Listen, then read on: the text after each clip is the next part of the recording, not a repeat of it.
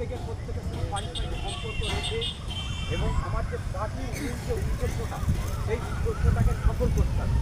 এই উদ্দেশ্যটা আগামী দিন এই যে আমার যে জনসভা ভোট হয়ে গেল, আমরা ভাবছি আমরা ক্ষমতায় এসে গেছি, আর কিছু কোনো ব্যাপার নয়। প্রত্যেকে ওইটা করছি, প্রত্যেকে যেটা আমি দিচ্ছি সেটা নয়। একটা পার্টির নিয়ম শৃঙ্খলা থাকবে, পার্টির নিয়ম শৃঙ্খলা প্রত্যেককে মেনে কাজ করতে হবে।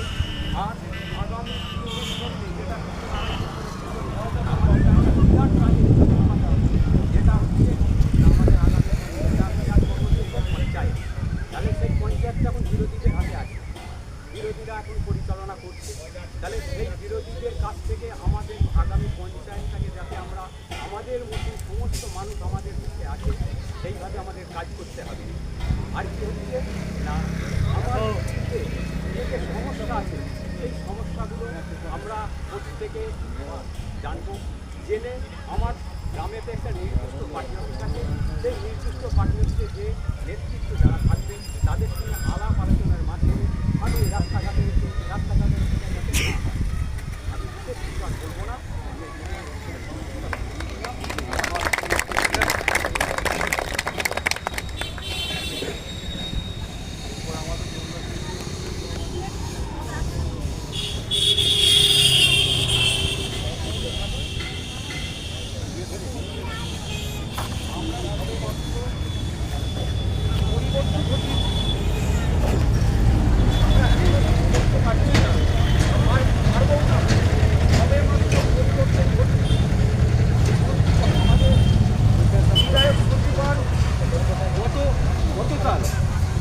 তিনি আসলে বসেছেন।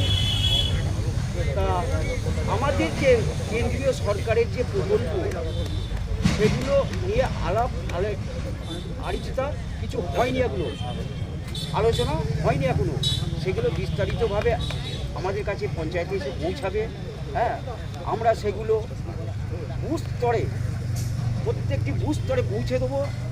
সেই বুথ স্তরের মাধ্যমে যে সমস্ত আমাদের কর্মীরা আছে সেই প্রকল্পগুলোকে বাস্তবে রূপ দেবে। এটা আপনারা বুথের সঙ্গে, বুথ কমিটির সঙ্গে সব সময় যোগাযোগ রাখবেন, সব সময় কাজ করবেন। দেখবেন সমস্ত স্তরের মানুষরা নিশ্চয়ই উপকৃত হবে। এই কেন্দ্র সরকারের প্রকল্প থেকে কোনো মানুষকে বঞ্চিত হতে হবে না।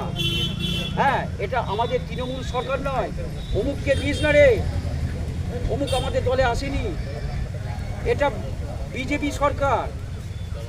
এটা দল নির্বিশেষে প্রত্যেক মানুষকে পরিষেবা দেবে সেই সংকল্প